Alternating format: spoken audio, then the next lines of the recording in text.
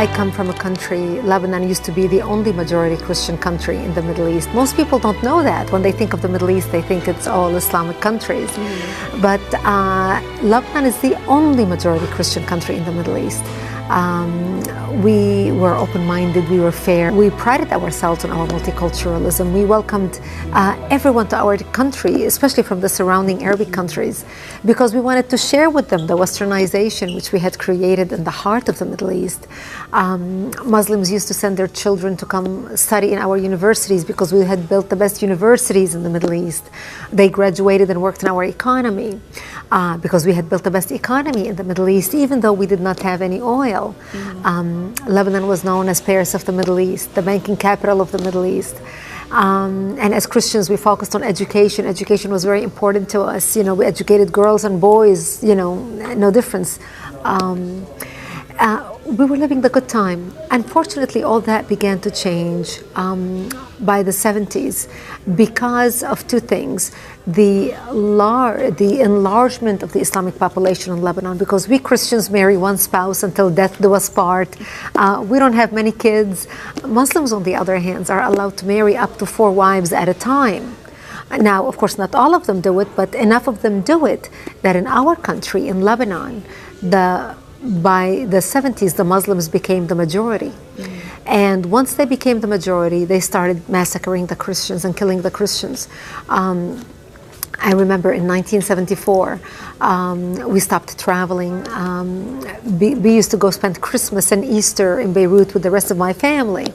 And we stopped traveling, and I would ask my father, why aren't we going to Beirut for Christmas this year? And my daddy would say to me, well, we just decided to stay home this year. And you know, I couldn't understand why. And later I learned is because Muslims started setting up fly-by-night checkpoints, and they would stop Christian cars traveling. And when they would get people out of the car and look at their ID and find out that this is a Christian family traveling, because in Lebanon our religion is written on our national ID, on your driver's license, on your passport. So when they see that this is a Christian family traveling, they would get everyone out of the car and shoot them in cold blood. So we became prisoners to our homes and our cities and our communities. And that's the reason why we stopped going anywhere. By 1975, that's when the war broke out, the civil war. And the war broke out because Muslims walked into a church on a Sunday morning and began firing, shooting at Christian worshipers, and injured hundreds and killed 4 people. And that's what started out the all-out war. And it was a very difficult time for the Christians, because as the Muslims organized and now supported by the oil money flowing out of Saudi Arabia and all the Muslim countries, they wanted to basically use Lebanon as a base from which to fight Israel, kill the Jews and drive them into the sea, using Lebanese democracy and Lebanese open-mindedness and tolerance to do exactly that. And that's really when my world turned upside down and it changed. Lebanon was so multi-faith and multicultural. So we had Druze, Muslims, Christians, Protestant. The majority were Christians. We were over almost 70% Christians when we got our independence in the 40s. But because of the way Muslims multiply, you know, with the multiple wives and multiple kids, in 30 years, they became the majority.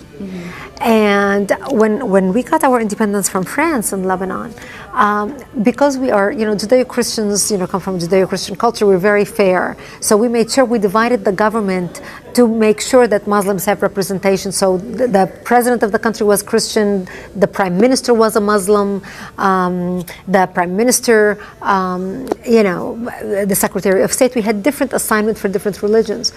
But the Muslims became the majority. And once they became the majority, they were no longer tolerant of the people who took them in and accepted them and included them in the country.